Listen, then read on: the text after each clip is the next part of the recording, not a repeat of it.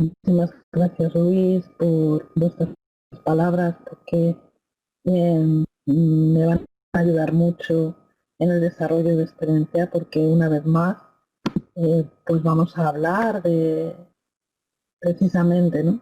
De que somos espíritus inmortales en una experiencia transitoria que es la vida. La conferencia, la charla, porque no me gusta decir conferencia, ¿no? Se titula Caminando sobre las aguas, temor, fe y pruebas. Y vamos a hacer en un pasaje muy concreto del Evangelio que va a recoger Mateo en el capítulo 14, en los versículos 22 al 33. Pero antes de nada vamos a conocer quién es Mateo, ¿no? Vamos a focalizar alrededor de la figura del escritor, ¿no? De la pluma inspirada, cogió estos pasajes de la vida de Jesús. Mateo es uno de los evangelistas y es citado como Leví en los evangelios. Él era hijo de Alfeo o Cleofás, publicano, y todos sabemos que era recaudador de impuestos en Cafarnaúm, en una ciudad eh, próxima a Jerusalén. Según Eusebio de Cesarea, una de las fuentes, ¿no?, que recogen algunos aspectos de la vida de Mateo, este predicó 15 años en Judea, en la región donde él escribió su evangelio. Aproximadamente se cree que hacia el año 80 después de Cristo. Y según otra de las fuentes, Rufino, pues se marchó para Etiopía. Algunas tradiciones afirman que Mateo murió mártir en Etiopía, pero hay otras fuentes, como Epifanio de Salamis, que era obispo de Chipre, dicen que Mateo murió en Hierápolis, en la Partia, y que quien sufrió martirio en Etiopía habría sido Matías, que fue, por decirlo de alguna manera, el sustituto de Judas Iscariote. Hay disparidad de criterios acerca de la muerte de Mateo. Mientras algunas fuentes mencionan, como hemos visto, que murió martirizado, otras afirman, sin embargo, que Mateo falleció pues de natural. El momento de Alejandría aduce precisamente el ejemplo de San Mateo, ya canonizado por la Iglesia, para demostrar que es posible salvarse sin necesidad de morir mártir, ¿no? En 1808, además, en la iglesia de la ciudad italiana de Salerno, se dice que se encontraron posiblemente los restos, ¿no?, de Mateo. El Evangelio de Mateo fue escrito, como hemos dicho, aproximadamente a partir del año o hacia el año 80 y está fundamentalmente dirigido a los lectores palestinos o judíos ya cristianizados y por ello muy familiarizados con el Antiguo Testamento. Esto hay que tenerlo en cuenta a la hora de leer, ¿no?, Mateo. Tener en cuenta siempre a quién iban dirigidos fundamentalmente los escritos para comprender lo que Mateo en este caso está intentando transmitir. También por ello pone un empeño especial a lo largo de toda la obra en demostrar que Jesucristo es el Mesías anunciado. Esto es precisamente por el tipo de público, digamos, al que fue dirigido su evangelio, ¿no?, su predica. Ese capítulo, Caminando sobre las aguas, está totalmente protagonizado por Simón Pedro. Ahora lo vamos a leer, pero yo creo que todos sabéis de qué capítulo estamos hablando. Yo quiero también que pongamos en contexto a Simón Pedro, ¿no? Simón Pedro nace en Betsaida a finales del siglo I antes de Cristo. No sabemos exactamente la fecha, pero sí sabemos que murió en Roma en el año 67, como sabéis. crucificado en la colina vaticana, ¿no? Donde frente pues, se encuentra precisamente la iglesia de San Pedro. Su nombre de nacimiento era Simón Bar Jona, Simón hijo de Jona, y era pescador de oficio en el mar de Galilea. Todos tenemos esa imagen de Pedro en la barca, ¿no? Tirando las redes, extendiendo las redes en el mar. Nosotros lo conocemos, claro, naturalmente por su seguimiento de Jesús, ¿no? Él se constituye, yo creo que es uno de los apóstoles más conocidos, ¿no? Pedro. Pedro carecía de estudios, era una persona letrada, era una persona sin ningún tipo de formación, pero muy pronto empieza a distinguirse de los discípulos por la fuerte personalidad, el carácter. Todos, yo creo que tenemos la idea de un hombre rudo, de un hombre incluso gritote en algunos momentos, ¿no? Pero sin embargo muy cercano al maestro. Él además era casi siempre el portavoz del grupo, era la persona en la que los apóstoles también ponían su confianza. Si leemos los evangelios, vamos a ver que podemos trazar un perfil muy completo de su personalidad. Pedro es una persona sencilla, es una persona generosa, es muy impulsivo, ¿no? Todos recordamos algunos pasajes del Evangelio en el que el propio Jesús tiene que intervenir, ¿no? Para calmar ese ímpetu, esa impulsividad que tenía Pedro. Todo ello, toda esta personalidad que descubrimos en los evangelios denota que en algunos aspectos Pedro desconocía o no tenía la suficiente comprensión del auténtico mensaje que el maestro traía para la humanidad. Jesús, por su parte, muestra una predilección que aparece patente desde el primer encuentro. Desde el momento del primer encuentro, cuando Jesús va al mar de Galilea y Pedro está pescando con su hermano Andrés y con el pequeño Juan y se dirige a ellos, se dirige directamente a Pedro, le mira directamente a los ojos y le dice: ven, sígueme, yo te haré pescador de hombres, ¿no? Todos tenemos esa imagen grabada en nuestra retina, ¿no? En nuestra memoria. Pedro además participa en todos los episodios íntimos con Jesús, en los cuales algunos no participaban el resto de los apóstoles, ¿no? Quedaban de alguna forma excluidos, pues Pedro está allí un poco como protagonista. En Cafarnaúm Jesús debió de ser a menudo huésped de la familia de la que precedía la mujer de Pedro, ¿no? Leemos en varios pasajes cómo Jesús se alojaba en casa de la suegra de Pedro. Y el sobrenombre de Pedro, porque como hemos dicho, él se llamaba Simón Bar Jona, se lo puso Jesús al señalarle como la piedra, Petra en latín, sobre la que edificaría su iglesia. Él fue uno de aquellos que fue tocado por el amor de Jesús y eso transformó su vida para siempre. Ese pescador sencillo de Galilea que se ganaba el pan con su trabajo diario junto con su hermano Andrés, fue tocado en ese momento, fue llamado por Jesús: ven y sígueme, y su vida, como la de otros tantos, se transformó para siempre. Pedro simboliza, o Pedro es el símbolo del hombre común. Todos nos sentimos identificados, muy identificados con la figura de Pedro, ¿no? Ese hombre que poco a poco va sedimentando su alma, pues a base de esfuerzo, a base de trabajo interior, va sedimentando la fuerza de la fe, la fuerza de la esperanza, abriendo su corazón para posibilidades más amplias, ¿no? Vamos a ver en todo el Evangelio, en los Evangelios en general, esa figura que se está burilando a sí misma.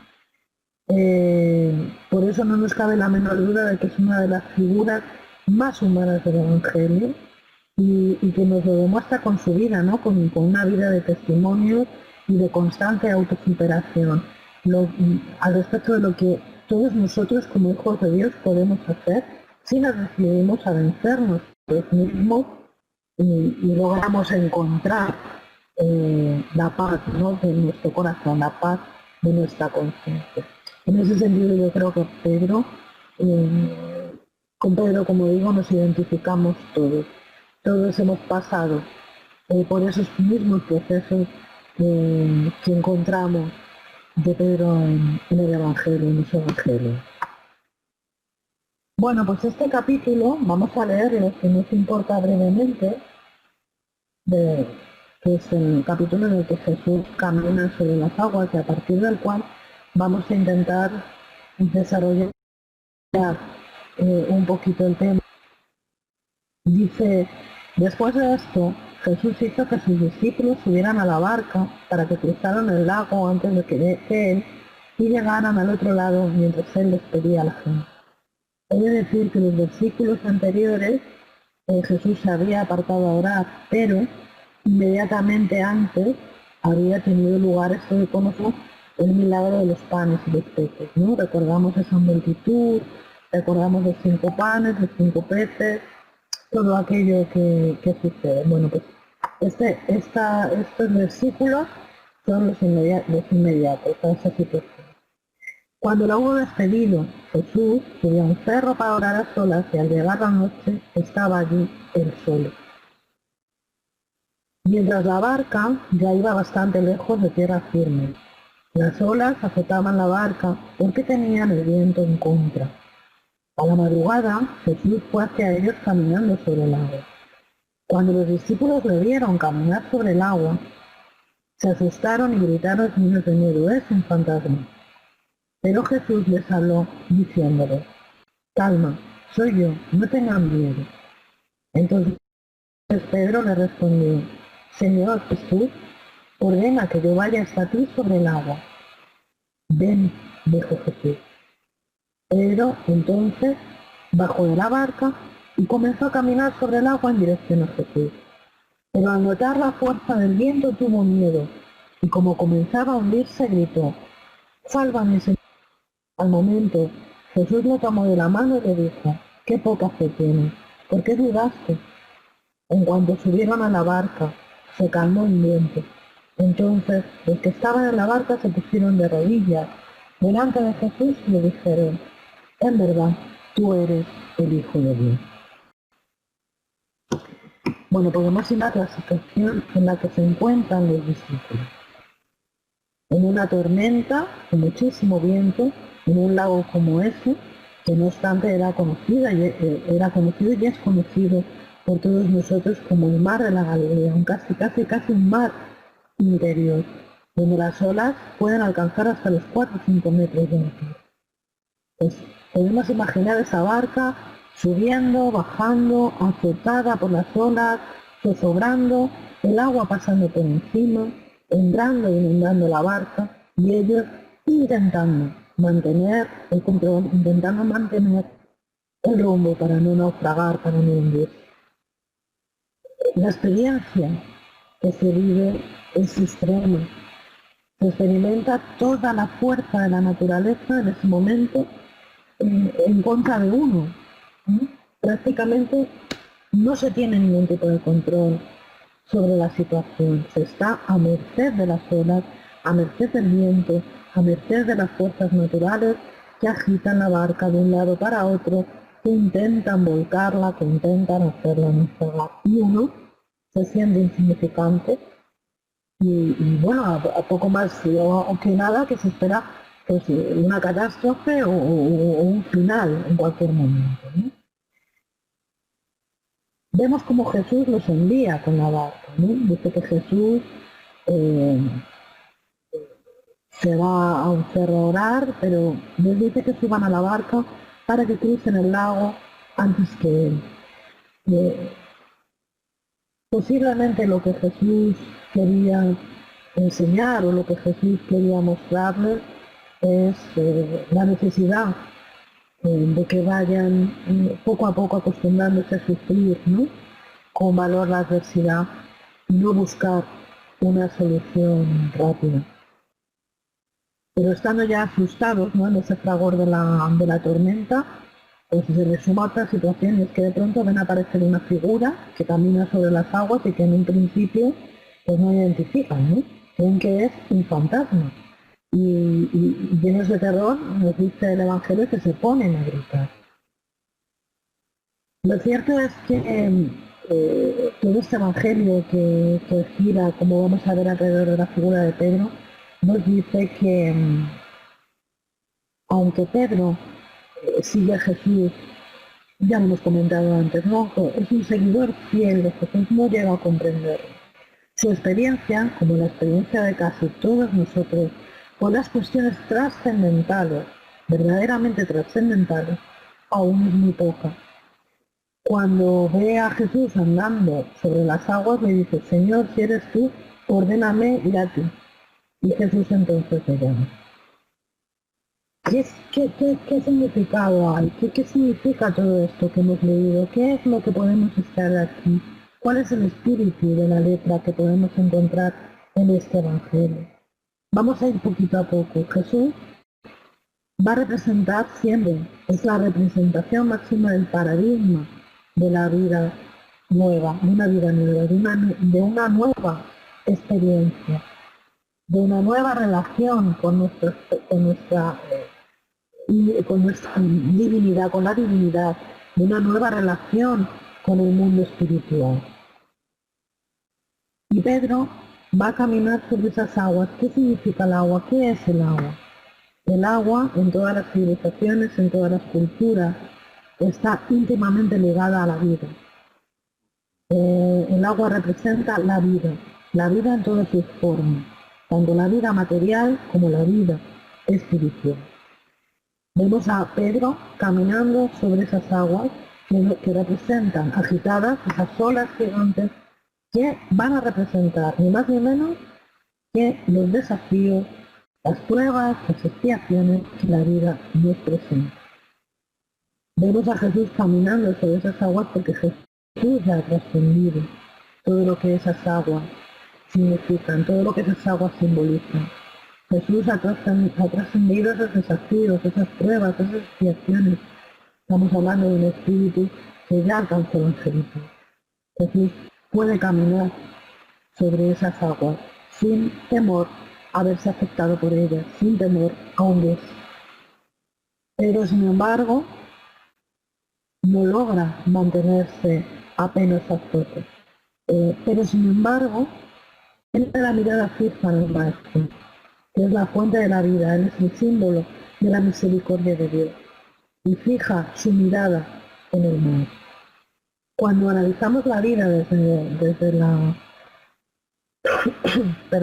desde la perspectiva que nos presenta la inmortalidad del alma, vamos a comprobar cómo cambia el punto de vista.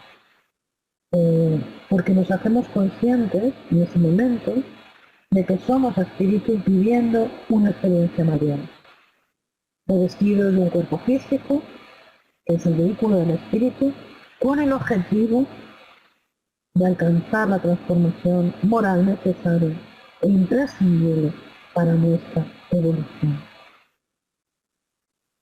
La conquista de valores morales, de valores universales, imperecederos, van a requerir de nosotros múltiples encarnaciones, porque requieren esfuerzo, perseverancia, valor, la conquista de la conciencia, etcétera, etcétera, etcétera. Sabemos que la naturaleza no da saltos, que las cosas no se dan de un momento para el otro, sino que necesitamos hacer determinados procesos dentro de nosotros, ¿no? Todas las conquistas en cuanto a lo que a los valores morales se refieren no son en absoluto dádivas divinas, nada nos es dado porque sí. Todo lo contrario, son conquistas, son cuestiones que vamos alcanzando cuando vencemos determinados procesos, absolutamente necesarios también para fijarnos en nosotros, ¿no? Y estas dádivas divinas estas dádivas divinas que no lo son, estos valores, estos tesoros que mantenemos en nuestro íntimo, aparecen ocultos las más de las veces, bajo los incentivos de las dificultades. Son las dificultades que enfrentamos como Pedro en este momento las que hacen que esos tesoros, que esos valores que ya hemos conquistado, podamos rescatarlos y emerjan de nosotros. ¿Cuál es el propósito de ello? El propósito de todo, al final, es que podamos desarrollar todas las potencias del alma, que no son ni más ni menos que nuestra herencia divina. Recordad, yo siempre digo, somos hijos de Dios, somos seres dignos por ser hijos de Dios. Y decía Jesús que todos nosotros éramos dioses y que podríamos hacer lo que Él hacía. Todos nosotros podríamos hacer lo que Él hacía, porque todos nosotros tenemos esa herencia divina en nuestro interior. Tenemos que descubrirla, tenemos que conquistarla, tenemos que hacerla emerger de nosotros mismos. Y eso lo vamos a conseguir con las pruebas, lo vamos a conseguir con las expiaciones, con las dificultades, con los obstáculos que la vida, en definitiva, nos presenta al espíritu. En su proceso de desarrollo epicomunal, periódicamente experimenta, todos lo experimentamos, el estremecimiento interno de las tempestades que lo sacuden. Todos nosotros somos periódicamente sacudidos por estas tempestades que tienen que ver con la confrontación muchas veces del hombre viejo con el hombre nuevo que está para nacer, de todo aquello que permanece anclado en las entreteras del alma, pero que ya no sirve, no produce, no es válido, y que tenemos que confrontamos con aquello que percibimos que ha de ser. Como verdaderas, esto opera como una catarsis de liberación de esos residuos infelices que permanecen en el inconsciente profundo y que se acaban transformándose en venenos íntimos si los dejamos seguir ahí de una manera improductiva, ¿no? Y no somos capaces de hacer esa catarsis, esa transformación íntima. Pues bien, estas tormentas, ¿cómo se van a expresar estas tormentas de las que nos habla el Evangelio? Pues se van a expresar en forma de arrepentimientos, sensaciones de culpa de origen desconocido, ansiedades, miedos, inquietudes, insatisfacciones. Todo ello además consecuencia de nuestros errores, de nuestros desatinos, de situaciones que no fuimos capaces de resolver en el pasado, de situaciones que aún permanecen reclamando de nuestro pasado nuestra atención para que hagamos ese proceso transformador.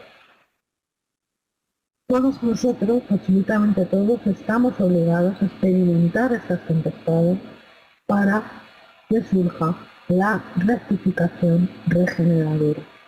Así vemos en este pasaje del Evangelio como Pedro es invitado a enfrentar estas tempestades que son el reflejo de su mundo interior. Son el reflejo de las tempestades propias a las que todo ser humano es convidado a lo largo de su proceso evolutivo. Los obstáculos del camino, eso que nosotros consideramos obstáculos caminos, no son ni más ni menos que los peldaños que nos van a auxiliar para caminar en dirección a lo alto.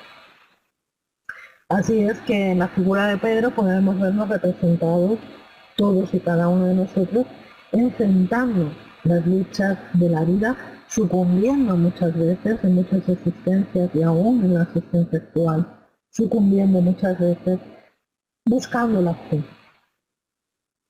El proceso de evolución constituye para el individuo, constituye para el espíritu inmortal un gran desafío. Acostumbrado como está a las vibraciones más fuertes en el campo de los sentidos físicos, sabemos que solamente cuando nos visita el dolor, cuando nos visita la angustia, la incertidumbre, el miedo, comienza a despertarse en nosotros un deseo de impresiones, de sensaciones más elevadas, en las cuales encontrar alivio y anhelar esas conquistas más importantes. Vemos aquí a Pedro, ¿no? Otra vez sintiendo el viento con la amenaza fuertemente y temiendo, tambaleándose en su fe, a punto de hundirse. ¿Cuántas veces no vemos esto a nuestro alrededor? ¿Y cuántas veces nosotros mismos no hemos pasado por eso? Nos hemos tambaleado y nos hemos hundido.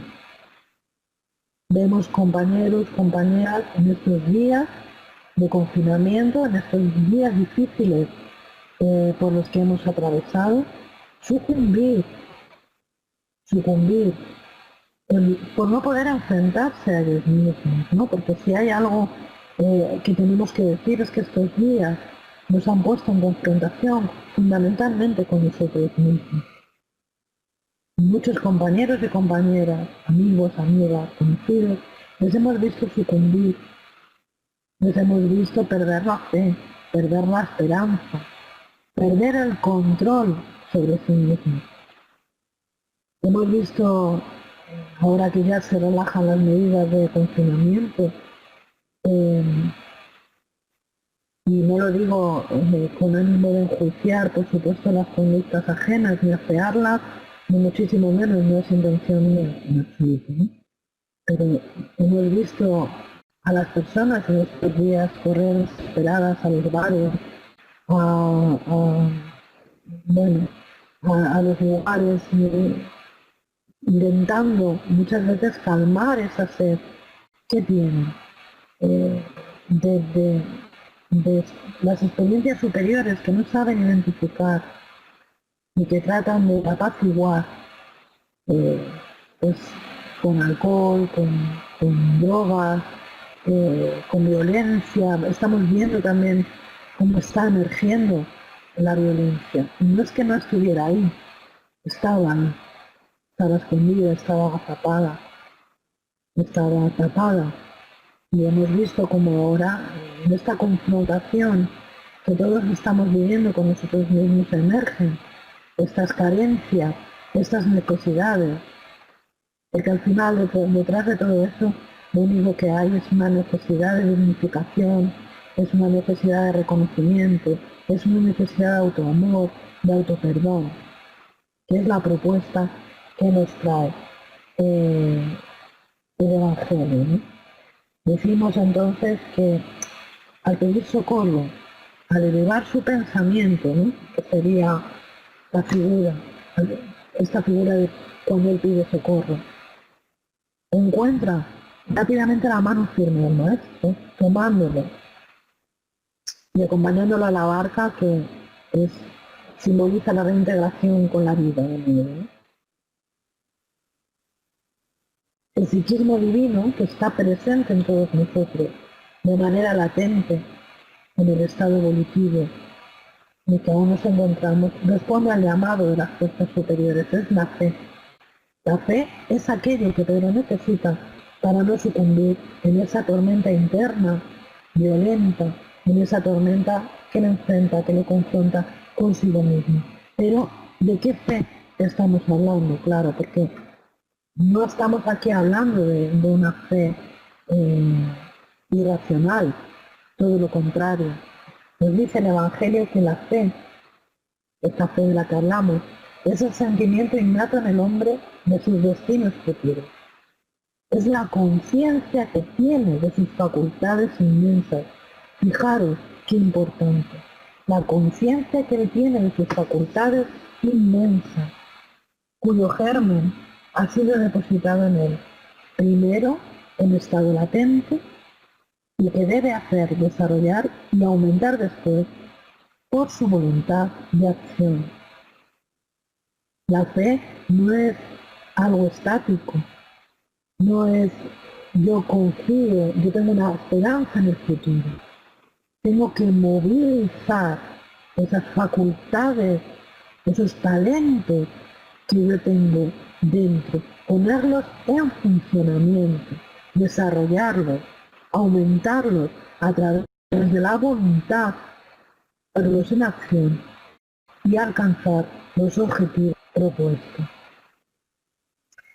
Todos nosotros somos constantemente llamados a sintonizarnos con lo alto, confiando en esa cualidad amorosa de Dios que nos sustenta, que nos mantiene. Nosotros sabemos que hay algo más grande que nosotros mismos. Esa inteligencia suprema, causa primera de todas las cosas. Ocurre que a menudo desoímos este llamado a sintonizarnos con lo alto para nutrir nuestra fe, para nutrir nuestra esperanza, para nutrirnos, para alimentarnos de ella. Porque hay una necesidad imperiosa de tener todo bajo control. Lo hemos visto en el pasaje evangélico, como los discípulos luchan por mantener la barca a flote aún sabiendo que no tienen el control. La realidad es que el único control real que podemos alcanzar verdaderamente es el control de nosotros mismos. Esa es la única realidad. El único control que podemos ejercer sobre la fuerza de las cosas es el control sobre nosotros mismos. Las cosas suceden a nuestro alrededor, la vida nos golpea, aparecen los obstáculos, aparecen las dificultades, y a menudo sucede que hay una pérdida de control. Luchamos por mantener el control de las cosas que suceden a nuestro alrededor, reclamamos, nos rebelamos. Dios mío, ¿por qué me mandas esto? Dios mío, ¿por qué tengo yo que pasar por esto? Si yo hice, si yo dejé de hacer, si yo oré, si yo recé, si yo iba al centro espírita todos los días, ¿por qué me mandas esto? Perdemos absolutamente el control de la situación y de nosotros mismos. El único control que podemos tener, como digo, es el nuestro. Y solo podemos conseguirlo cuando nos concienciamos de la impermanencia de todo. Cuando somos capaces de elevarnos, de recordarnos a nosotros mismos que somos seres inmortales, viviendo una vida material, efímera y pasajera, que todo lo que vivimos pasará, que todo lo que vivimos no es eterno. Dice un refrán español que no hay mal que 100 años dure ni cuerpo que lo resista, ¿verdad? Bueno, pues efectivamente es así, no hay mal que 100 años dure. Todo tiene un principio, todo tiene un fin. Y si nosotros somos capaces de elevarnos por encima de todo eso y ver la situación desde ese punto un poquito más elevado, nos vamos a dar cuenta de que todo pasa, de que es temporal, de que tiene un fin, y que ese fin llegue antes o después, va a depender en gran medida de nosotros, de nuestra capacidad para gestionar las situaciones, para gestionar esas olas gigantes, esos vientos que azotan y que intentan que la barca naufrague, que la barca se hunda. La vida es transformación y lucha, y nosotros no escapamos de eso, porque nosotros también somos vida. Nosotros somos la vida. Por lo tanto, nosotros seguimos también ese proceso transformador al que todo y todos estamos sujetos.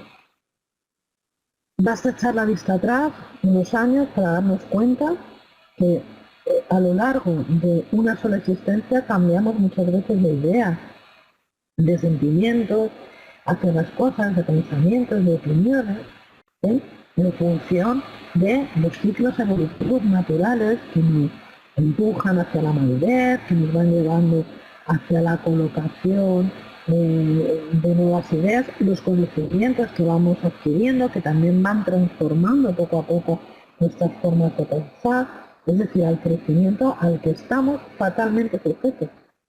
Solo Dios permanece inmutable.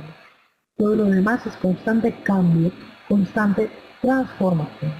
Y toda la vida son desafíos a la resistencia. Cuanto más nos queramos aferrar al control, cuanto más resistentes a los cambios queramos ser, más fuertes serán las tormentas y más desafiadoras. Es natural que esto suceda en el campo moral como en el físico, pero en el campo moral nunca retrocede, no debe estacionarse nunca bajo ningún pretexto. En el progreso, la evolución es inevitable, por lo tanto, intentar resistirse, intentar rebelarse, es absurdo. Tenemos que asimilar, asumir y dejarnos fluir, dejarnos llevar con la conciencia de ser agentes activos en ese cambio, ¿no? En esa transformación. En el progreso, como digo, la evolución es inevitable y la felicidad es el punto final. La felicidad, la plenitud es la meta que tenemos. Jesús nos decía que la felicidad en el Evangelio, así se recoge, la felicidad no es este mundo. Pero nosotros sí sabemos que la felicidad es y que estamos aquí para ser felices, para conquistar la paz, conquistar la plenitud. La fe sería entonces esa fe razonada que nos dice, que nos habla de la certeza de que el amor del Padre nos conducirá siempre para lo mejor, aunque nosotros no podamos verlo. Cuando yo observo todo lo que pasa en estos días y vemos esta situación por la que el planeta entero está atravesando, y veo la desesperación de muchas personas, la incertidumbre, los miedos, ¿no? Que casi siempre tienen que ver con esas resistencias morales de las personas, ¿no? Cuando veo todo esto, cuando vemos todo esto, a veces por momentos nos es difícil pensar que detrás de todo esto hay un bien mayor. Porque las cosas no se suceden muchas veces como nosotros queremos que sucedan. O creemos que también que deben suceder. Esto, en este sentido, tenemos que hablar un poco, meditar sobre la concepción que tenemos de Dios, cómo nos comportamos en esa relación que tenemos con Dios.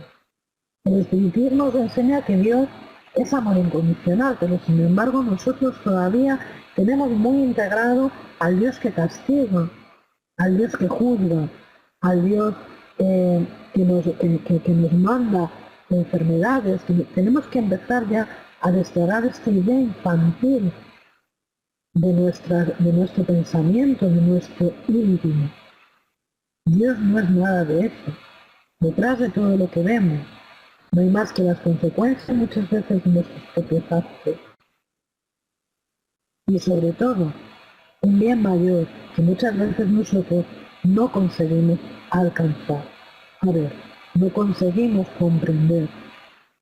Se dice que los caminos de Dios, bueno, pues efectivamente, los caminos de Dios a veces son enrevesados, ¿no? Pero Él siempre un bien mayor. Y ahí es donde tenemos que poner la fe, que tenemos que poner la confianza.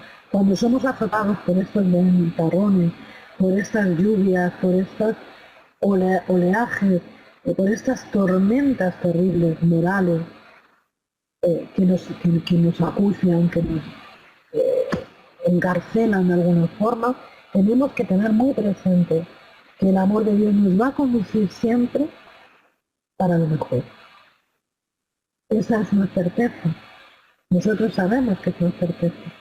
Entonces no tenemos por qué caer ni en el desánimo, ni en la desesperanza, ni en la falta de fe. Dios, como digo, no juzga, no reprende, no castiga, solamente ama y ordena a través de sus leyes que son inmutables, que son perfectas.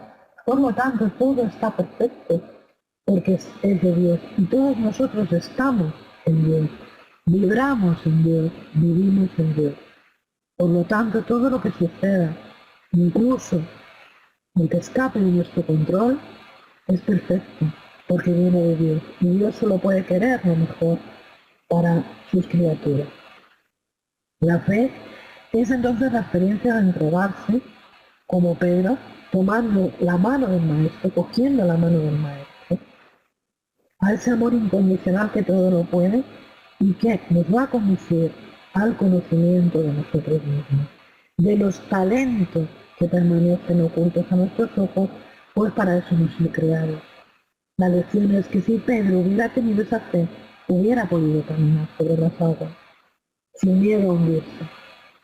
En este pasaje vemos como cuando, aun cuando nos hayamos sumergidos o vacilantes delante de esos acontecimientos de la vida, ya sean dolores, ya sean pruebas de toda índole, pérdidas dolorosas, esa pérdida de la fe, la desesperanza, vamos a recibir el auxilio necesario para la recuperación de la confianza en nosotros mismos, para la recuperación de esos potenciales.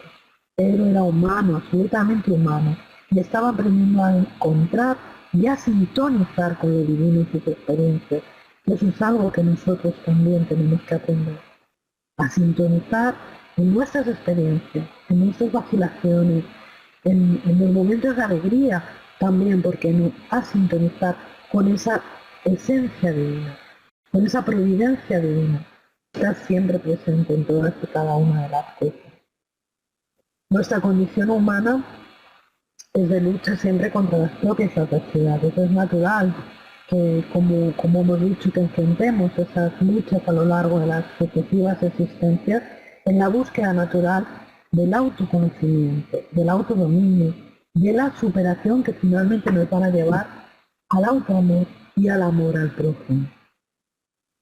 La lección de Pedro, no solamente en pasajes, sino en todos los pasajes del Evangelio en los que él es protagonista, es la de la condición humana que lucha contra la adversidad, sin dejarse vencer y sobre todo sin dejarse anular por ella. Quien se deja anular ya perdió en esta batalla, en esta lucha. Momentáneamente, claro, porque sabemos que nada es para siempre. Pero va a utilizar sabiamente sus fraquezas, fijaros qué maravilla, para construir sus fortalezas. Pedro se equivoca, él se equivoca mucho, como todos nosotros, pero él va a construir su fortaleza en base a sus fracasos. Va a analizar esos fracasos y va a empezar ese proceso de reconstrucción íntima sobre la que construir a partir de entonces sus fortalezas. Necesitamos entonces aceptarnos como humanos. Ese es el primer paso para la transformación moral. Vosotros lo sabéis bien, que estáis todas las semanas con vuestras clases, con vuestras conferencias, con vuestros trabajos magníficos. Necesitamos aceptarnos con humildad. Necesitamos abrazar la luz y la sombra que conviven en nuestra intimidad sin negarnos a nosotros mismos. Eso es muy importante, no debemos negarnos a nosotros mismos. Somos lo que somos gracias a nuestros errores, gracias a nuestros afectos, gracias a nuestras conquistas. Entonces debemos no negarnos y abrazar todo lo que somos, porque la humildad es reconocer quién se es, de hecho. No podemos ser humildes si no nos reconocemos como somos, con defectos y con virtudes. Y eso fue lo que hizo Pedro. Pedro se acogió a sí mismo, se aceptó y no se dejó paralizar por las propias limitaciones. ¿Cuántas veces nosotros mismos nos autosaboteamos, dando pábulo a las limitaciones que creemos ver en nosotros? Pues Pedro hizo justamente todo lo contrario. Él sabía de sus limitaciones, él sabía de ellas, pero también sabía de sus posibilidades. Él hizo un trabajo en el que sedimentó su fe en base a los altos y bajos experimentados de sus vivencias, descubriendo sus emociones y los sentimientos que le iban asaltando en todas esas experiencias, para extraer de ellos la base real del autoconocimiento. Un autoconocimiento que llega sin censura, sin juicio, y es así como Pedro se dice a sí mismo, es así como cada uno de nosotros podemos vencernos a nosotros mismos. En los días actuales, como he dicho ya, parece que estamos caminando en esas aguas turbulentas, ¿no? Parece que estamos en el ojo de la tormenta, a merced de esos fuertes vientos, con los que los acontecimientos, bueno, pues intentan hacer zozobrar nuestra embarcación. Estamos entonces llamados a analizar si estamos sintonizando con lo alto o con las tinieblas interiores que anulan nuestra grandeza. Estos días debieran de haber sido aprovechados, debieran de ser aprovechados para este trabajo, ¿no? de autoanálisis, para ver cómo vibramos, con qué sintonizamos. Si estamos caminando sobre las aguas o hundiéndonos en ellas, instalados en el miedo, en la desconfianza, en la falta de fe. Debemos observar también si permanecemos paralizados en los sentimientos, los temores, o nos hallamos ya poniendo activamente en movimiento esos talentos que como hijos de Dios hemos heredado de nuestro Padre y que vamos a conquistar con esta voluntad y nuestro esfuerzo.